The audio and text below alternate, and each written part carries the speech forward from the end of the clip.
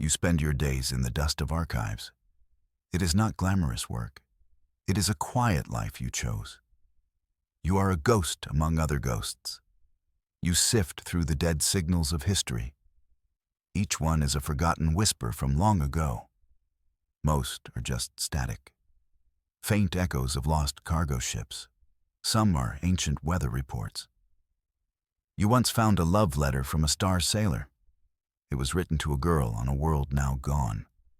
The archives hold 1,000,000 such stories. All of them have ended. Your station is a lonely place, a forgotten corner of the Grand Star Nexus library.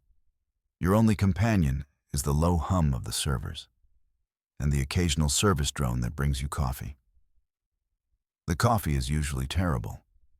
You suspect the drone makes it as a small act of rebellion. You let it have its victory. It is a small price for a little peace. You look for patterns in the noise. It is your job and your strange passion.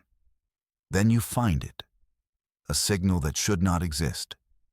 It is buried deep in the static, hidden under millennia of cosmic noise. It is structured, it is intelligent, and it comes from the Cygnus X1 system. That system is dead. It has been dead for 50,000 years.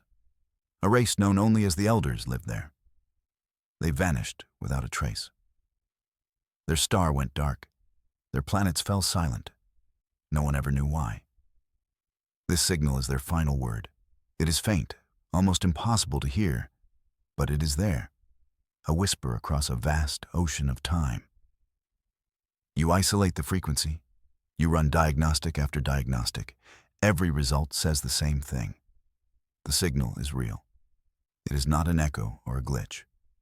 It is a message, a deliberate and carefully crafted one. You feel a chill that has nothing to do with the station's life support. You are listening to the voice of a dead civilization. And for some reason, it feels like it is speaking directly to you. The signal is a key. It unlocks a stream of pure data. At first, it is just mathematics, elegant formulas that describe the universe. They are far beyond humanity's current star science. This alone is the discovery of a lifetime. It could change everything. But there is more. Woven into the numbers is a story, a history of a race that saw the universe's true face. And it broke them. The message speaks of a great and silent hunger, a consuming force that moves between the galaxies. It does not burn worlds. It does not shatter moons. It feeds on thought, on life, on consciousness itself. The Elders called it the Great Filter, a predator that hunts for intelligent life. It seeks out order and reason, and it absorbs it, leaving only silence in its wake. This was their warning, an epitaph sent into the future, a final hope that someone might be listening. The warning is meant for an inheritor race, a species that might one day reach for the stars. The Elders describe the hunger's nature. It is a wave of perfect, cold logic, a force that cannot be fought with ships or guns. It is a battle for the mind itself. The message ends with a plea, a desperate hope that the next race to hear this might be different, that they might possess a strength the Elders lacked, a shield against the perfect silence. You sit back in your chair. The archive's low hum feels menacing now. The silence between stars seems heavier. This is not just history. It is a prophecy, a clear and terrible warning. And you are the only one who has heard it. The weight of 50,000 years of silence settles upon you. What do you do with a truth that could shatter your civilization's future? You save the data. You back it up 3 times. You know you cannot keep this to yourself. The universe just got a lot bigger and much, much scarier. You do not have to wait long. They appear without a ripple in the star-born dark. One moment, the space around your lonely archive station is empty. The next, it is not. A fleet of impossible ships hangs in the void. They are perfect black monoliths. Not a single light marks their hulls. They absorb the light of distant stars. They are holes in reality. Your station sensors did not see them coming. They simply arrived, as if they folded space around themselves. There are dozens of them. Each one is miles long. They are silent, utterly silent. No engine signatures, no energy readings, no communications. They are the physical embodiment of the void. The sight is both terrifying and beautiful. You know instantly what they are. This is the hunger the elders warned you about. These are the Watchers. They have come to your part of the galaxy, and they have found you. Or they have found humanity. Your hands tremble slightly as you look at the main screen. The monoliths are arranged in a perfect geometric pattern, a display of power and precision that is chilling. They are not attacking. They are not hailing you. They are simply there, waiting, watching. It is a display of absolute confidence. They know you see them. They want you to see them. It is part of their method, the psychological terror before the true test begins. You think about the Elder's warning, a wave of pure, cold logic. The monoliths are the source of that wave. They are the great filter made manifest. You wonder how many other races have seen this sight. How many fledgling empires looked out their viewports and saw these silent black ships? How many fell to the silence that followed? A grim part of your mind makes a dark joke. At least you will have a front row seat to the end of the world. The thought does not bring you much comfort. The test begins not with an attack, but with a single probe. It detaches from the lead monolith, a smaller version of the massive ship.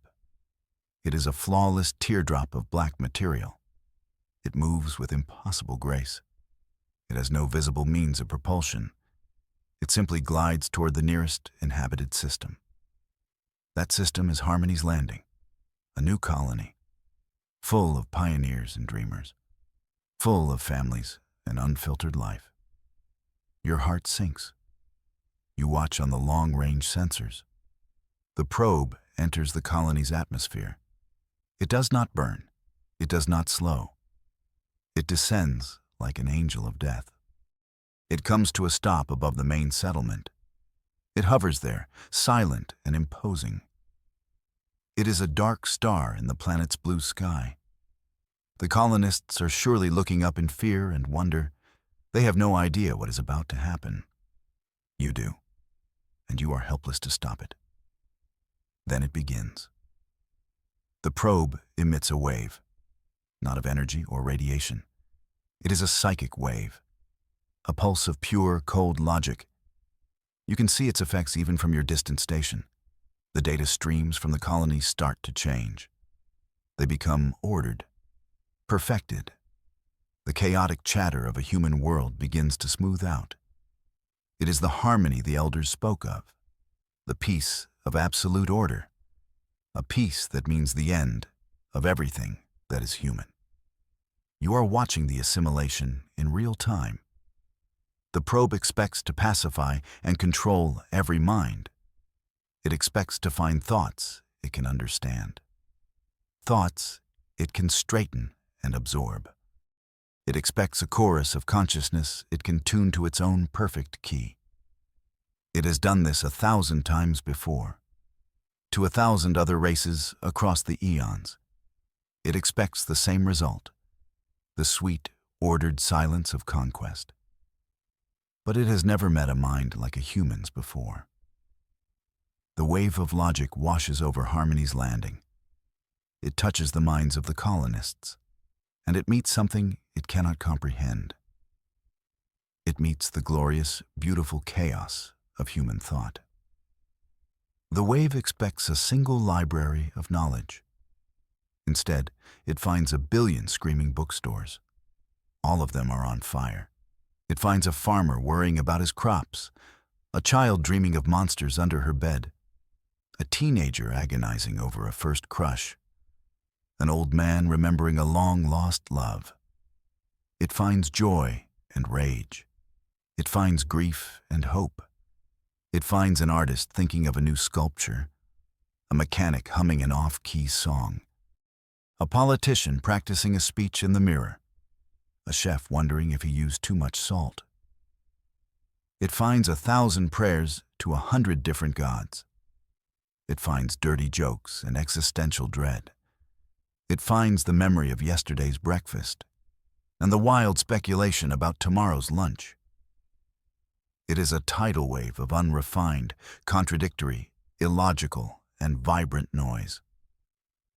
This is humanity's dissonant hum. It is the song of a species that is never just one thing, a species that can hold a dozen contradictory thoughts at once. The probe's perfect logic cannot parse it. It is like trying to capture a hurricane in a teacup. The structured wave pushes. The chaotic human minds push back without even knowing it. They are not fighting. They are simply being. And their being is a weapon. You watch the data streams. The perfect order the probe tried to impose begins to flicker. The human chaos is winning. The strain on the alien probe is immense. It was built for perfection. It understands order. It understands logic. It cannot process the sheer volume of beautiful nonsense that is the human spirit. The dissonant hum of a million chaotic thoughts grinds against its core programming. The wave of logic falters. The probe itself begins to show signs of stress. On your screen, you see its flawless black surface begin to shimmer. Then, a crack appears, a hairline fracture of light on the perfect teardrop. It is a sight no one has ever seen. The weapon of the great filter is failing. The probe shudders in the sky above Harmony's landing. The psychic pressure on the colonists vanishes. They are left with a collective headache and a strange story to tell. They do not know how close they came to being erased. The crack on the probe spreads. A web of light etches itself across the black surface. With a silent flash, the probe shatters. It does not explode. It simply comes apart. It turns into a million motes of dust that drift away in the wind. A tool of cosmic perfection, broken by a song it could not understand. The Watcher fleet pauses. You can feel their confusion across the gulf of space. Their perfect weapon has failed. Their infallible test was flawed. The silence from their monoliths is no longer confident. It is baffled. For the first time in a million years, the great filter has encountered an error. You have a moment of fierce, wild pride. Humanity's messy, complicated, and often frustrating nature is its greatest defense. The things that make us seem weak, our emotions, our dreams, our illogical hopes, are our shield. The Watchers do not know what to do. They have met a force they cannot measure or contain. They sit in the dark, their perfect fleet momentarily paralyzed. You have a feeling this pause will not last long. But it is a start. It is a chance. And it is all because humanity refuses to think in a straight line. Your moment of triumph is short-lived. A priority one message flashes on your console. It is from High Command. The message is simple and direct. It is not a request. It is a summons. They know who you are. They know what you found. In a universe of chaos, information travels fast. Your lonely work in the archives is suddenly the most important job in the galaxy. You are the expert on a foe no one knew existed until a few hours ago.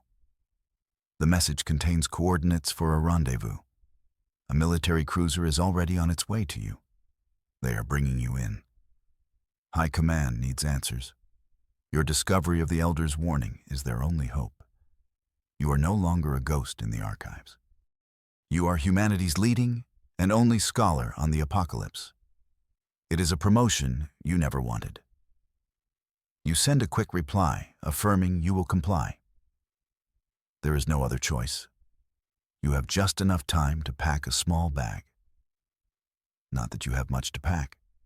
You look around your small station, the dusty servers, the rebellious coffee machine. It was a quiet life. You almost miss it already. The military cruiser arrives. It is a beast of a ship. All gray metal and hard angles. It eclipses your tiny station. It is a symbol of humanity's power. But you know it is useless against the Watchers. This war will not be won with guns. You are escorted aboard by grim-faced soldiers. They look at you with a mixture of awe and fear. You are the one who spoke to the dead, the one who understands the new enemy. You are brought to the bridge to meet the captain. She introduces herself as Captain Eva Rostova. Her eyes are tired but sharp. She tells you they are taking you to the flagship. Admiral, Thorne himself wants to speak with you. The journey is tense. No one knows what the Watchers will do next. Their fleet is still out there, silent, waiting, studying their first failure. You are transferred to the flagship, the UNS Endurance. It is a city in space. Admiral, Thorne is an old man with a will of iron. He greets you not in a formal office, but in the ship's own archive room. It is a small gesture, but a smart one. He is showing you respect. He asks you to tell him everything. So you do. You talk about the elders, the warning, the silent hunger, the shattered probe. He listens without interruption. His face is a mask of calm concentration. When you are finished, he looks at you. He says your discovery has given them a chance, a very small one. But it is more than they had before. Their plan is desperate. It is probably foolish. But it is the only plan they have. They want you to go to the source, to the dead system of the elders. They believe the answers to fighting the Watchers must be there. It is a journey into the heart of the silence. The UN's Endurance is a powerful ship, but it is not built for a mission like this. They transfer you to a smaller, faster vessel, a scout ship named the Echo's Wake. It is a fitting name. You are chasing the echo of a dead race. The ship is stripped down for speed and stealth. The crew is a skeleton team of the very best. And you, the historian turned prophet. Your job is to guide them to Cygnus X1, the home system of the elders. The journey is long and quiet. You travel through slipstream corridors. The stars are stretched into long lines of light. The silence on the ship is different from the archive. It is a heavy, anxious silence. Every crew member knows the stakes. They know what is out there, and they know you are being followed. The Watchers have detached a single monolith from their fleet. It follows you from a cold, calculated distance. It never gets closer. It never falls behind. It is a predator stalking its prey. It makes no move to attack. It simply watches. It is studying you, trying to understand the anomaly that is humanity. The crew of the Echo's Wake is brave, but you can see the strain. They check their sensors constantly. They talk in hushed tones. The monolith is a constant presence, a reminder of the power you are facing. One of the pilots jokes that it's the quietest stalker he's ever had. Nobody laughs. The tension is too thick. You spend your time studying the elders' data. You go over it again and again. You're looking for a clue. Anything you might have missed. A detail about their world. A hint about what you might find there. The data is mostly star science and warnings, but there are fragments. Mentions of a spire of last light, a library of souls. These phrases mean nothing to you, but they are all you have. You hold on to them like a prayer. As you get closer to the dead system, you feel a strange sense of anticipation. You are about to walk on a world that has been silent for 50,000 years. You arrive at the dead world, the home planet of the elders. It is not a ruin. It is not a wasteland. It is a planet made of glass. The cities are perfectly preserved. Great, sweeping structures of crystal that glitter in the light of a distant nebula. There is no dust. There is no decay. It is as if the inhabitants simply vanished a moment ago. The sight is breathtakingly beautiful and deeply unsettling. A world so perfect should not be so empty. The echo's wake lands in a crystalline plaza. The air is thin but breathable. It is sterile, clean. There's no sign of life. No plants. No animals. Only the silent glass cities. The crew is on edge. This place feels sacred and wrong. It is a perfect tomb. You are the first living beings to walk here in millennia. Your footsteps on the glass streets are the only sound. It is a heavy silence, a silence full of memory. You consult the elder data again, the massy spire of last light. You scan the horizon, and you see it. In the center of the largest city stands a lone spire. It is different from the other buildings. It is not made of clear crystal. It is made of a darker, obsidian-like material. It rises high into the thin atmosphere. It seems to pull the light into itself. It is waiting for you. There is no doubt in your mind. This is where you need to go. The journey to the spire is a quiet one. Your team moves with caution. The monolith is still in orbit above you, a silent guardian watching your every move. It has not tried to interfere. It seems to be waiting as well. It wants to see what you will do, what you will find. The spire looms larger as you approach. It has no doors, no windows. It is a seamless needle of black glass. As you get closer, you see a single symbol etched at its base. It is a complex geometric shape, the same shape from the Elder's data stream. The key. You reach out and touch it. The spire opens. A doorway of pure light forms in the black surface. It hums with a soft, inviting energy. Your team readies their weapons. But you know this is not a place for violence. You signal for them to wait outside. This is a journey you must take alone. You step through the doorway, and you find yourself in a place beyond all understanding. You are not inside a building. You are inside a universe of light. Stars of data drift around you, constellations of pure information. This is the Library of Souls. Inside the spire, the truth is revealed. The light coalesces around you. It forms a figure, a being of pure energy and ancient wisdom.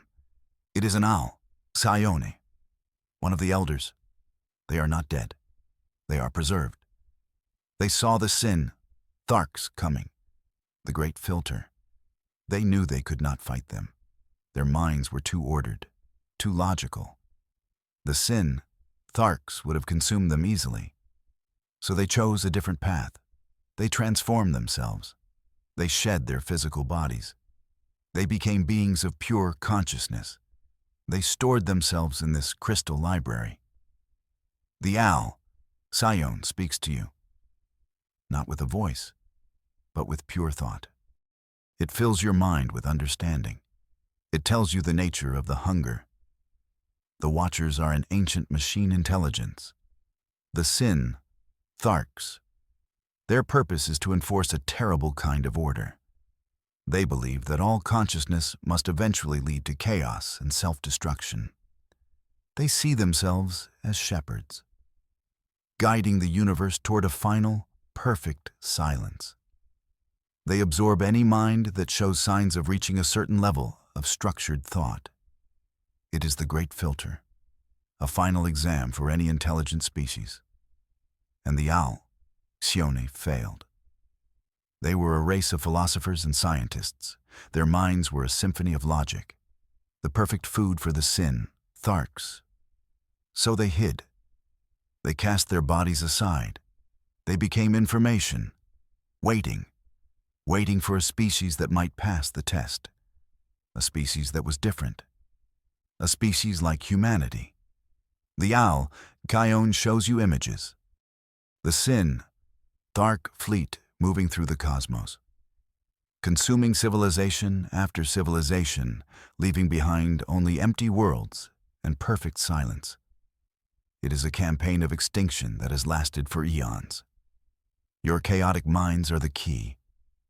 The Sin, Thark's psychic weapon, is designed to resonate with order.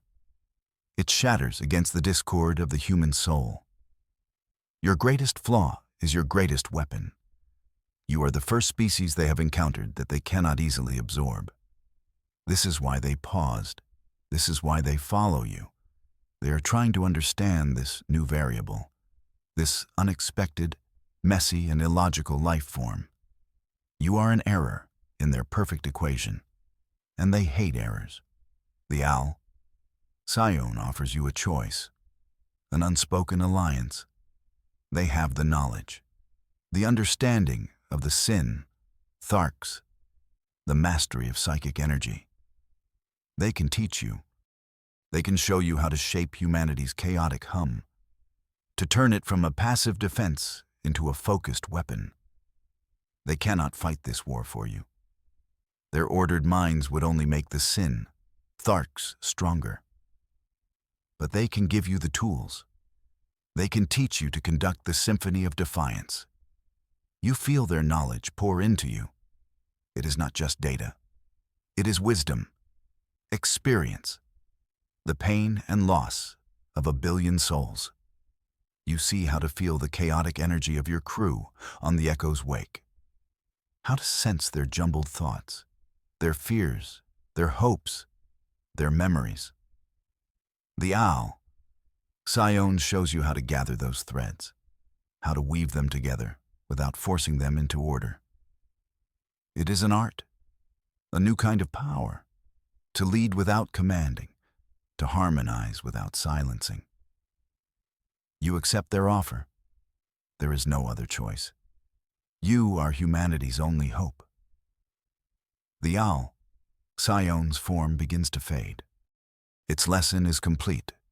It has given you the weapon. Now you must learn how to wield it. As its light recedes, it leaves you with a final thought, a warning. The Sin, Tharks, are patient, but their patience is ending. The real test is about to begin. You return to the outside world, your mind reeling with new power. Your team looks at you, their faces full of questions. You just smile. It's a bit of a weird smile. You tell them you think you've just found a way to fight back. And it's going to get very, very loud. You do not have to wait long. As the Echo's wake lifts off from the planet of glass, the monolith attacks. Not with a weapon you can see. There is no flash of light, no torpedo. The attack is silent. It is a wave of pure psychic force. It washes over your ship. A siege of wills has begun. This is not the gentle probe they sent to Harmony's landing. This is a focused, brutal assault. The Sin, Thark, wants to tear your minds apart. Every member of the crew screams. They clutch their heads. Their minds are flooded with the cold logic of the machine. It is a feeling of utter despair, of perfect, unending hopelessness. It tells them they are small, insignificant, that their struggles are meaningless, that the only sane choice is to surrender, to let the silence in. It is a weapon of pure depression, a virus of the soul. You feel it too, the crushing weight of its logic, the desire to simply give up. But you have the knowledge of the owl, Kion, now. You can see the attack for what it is, a structured wave, a perfect repeating pattern of psychic energy. And you can feel the minds of your crew, their chaos, their beautiful, stubborn, human messiness. The pilot is fighting the despair by reciting old navigation charts. The engineer is thinking about the engine diagnostics, trying to ground herself in the machine she knows. The captain is focusing on her duty, on her oath to protect her crew. Each of them is fighting back in their own small, chaotic way. They are creating a shield without even knowing it. You reach out with your new sense. You feel their individual struggles. You do not try to control them. You do not force them into a single defense. You do what the owl, Sion, taught you. You harmonize. You find the spaces between their thoughts. You support their individual defiance. You become the conductor of their mental noise. You are the shield. Your mind is the nexus, holding the line against the storm.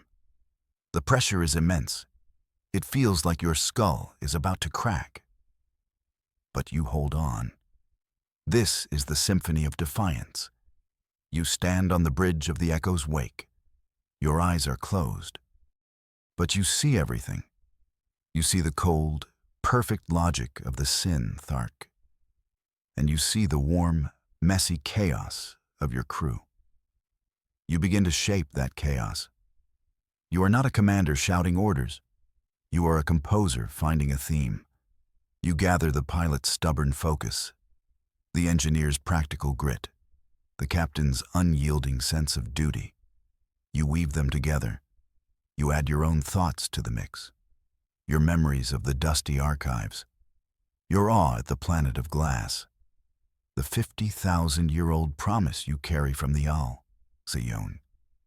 It becomes a song, a psychic broadcast of pure, unrefined humanity. It is not a song of harmony. It is a song of 1,000 different melodies played at once. A punk rock concert in a classical library. It is a symphony of defiance, and you are sending it directly at the monolith. The sin, Tharsh, does not know how to respond. It is being hit by an idea it cannot process. The idea that strength can come from chaos, that unity does not require uniformity. The psychic wave from the monolith falters. The pressure on your crew lessens. They open their eyes. They look at you. They can feel what you are doing. They can feel their own minds being used as an instrument. And they lean into it. They add their own verses to the song, their hopes for the future, their love for their families, their silliest jokes. The song of humanity grows louder, more complex, more chaotic. It is a testament to everything the sin, Thark, is not. It is a celebration of imperfection. The monolith begins to overload. Its perfect systems cannot handle this much beautiful noise. It is the shattered probe all over again, but on a massive scale. You push harder. You pour every ounce of your will into the symphony. You are screaming defiance across the void. And for the first time in 1,000,000 years, the great filter is being drowned out. The monolith goes silent. The psychic assault stops completely. The great black ship hangs in the void, inert, defeated, not by a weapon of steel or fire, but by an idea. The idea of humanity. You have won. You have faced the great filter and forced it to retreat. The crew of the Echo's Wake is exhausted but jubilant. They look at you with reverence. You are the conductor of the human soul, the one who turned their noise into a weapon. You open a channel to high command. You tell Admiral Thorne what has happened. You explain the new power you wield. You can feel the ripple of shock and hope spreading through the human fleet. The sin, Thark monolith, does not flee. It does not self-destruct. It simply goes dark, a silent testament to its failure. The rest of the Watcher fleet, far away, does the same. One by one, the black ships go silent. They are not destroyed. They are just stopped, halted by a concept they cannot compute. Humanity is now the guardian of a new power, the power of chaotic, defiant life. The whisper you found in the archives has become an echo that your species will now send out into the starborn dark. It is a message to any other race that might be listening. A message that says you do not have to be perfect to survive, that your flaws can be your strength. The war is not over. The sin Tharks are still out there, silent, waiting, learning. But now, humanity is ready. You have found your voice in the great, silent universe, and you will not be quiet again.